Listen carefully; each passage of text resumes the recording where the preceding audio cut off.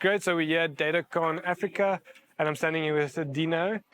Dino, so quickly give us a little bit of a background as to who you are, where you're coming from, like 30 seconds or so, and then 30 seconds. Okay, cool. you can take it from there. So my name is Dino. I'm an independent consultant, especially around AI strategy, recommender systems. I have a history of being a consultant at a couple of niche companies and also headed up data science teams in larger corporates.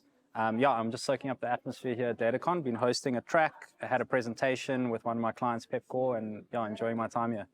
Perfect. So tell me a little bit, so you're in the recommendation space, and what are one of the biggest issues kind of currently facing South Africa regarding recommendation systems and getting them implemented and so forth in all the different organizations? Yeah, so many problems. I mean, just getting the data is an issue.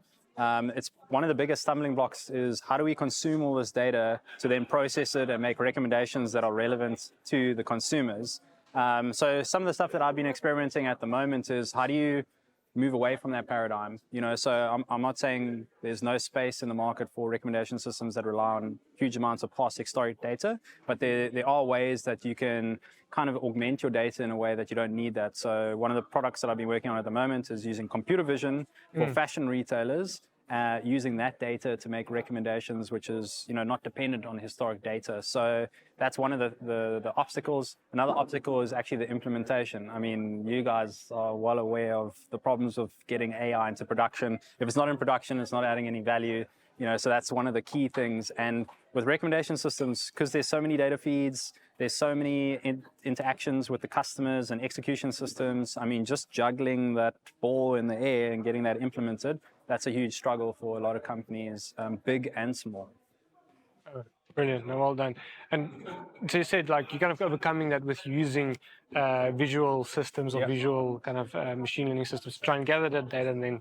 Yeah, so that's like the one way to try avoid all that upfront data collection is to use alternative ways to do that. Another way to do it kind of on the opposite end of the spectrum is to be more dynamic in your recommendations. So instead of using traditional machine learning models where you need historic data, learn, and then execute, is you actually just sit on the execution end using things like reinforcement learning. So you can say, well, if I send out these offers to these customers dynamically in real time, how they're responding to that, and then adjust my recommendations just based on that information. And with another client that I've been working with, we actually saw traditional recommendation systems versus reinforcement learning. The reinforcement learning actually outperformed the traditional recommendation systems by 10%, just because it could be so dynamic and so quick. So that's like another way to tackle those types of problems. No, brilliant. And then where do you kind of see this going in terms of the future and so on? I mean, there's been a lot of buzz around generative AI and that kind of thing. Is that something that you believe is going to be part of recommendation systems?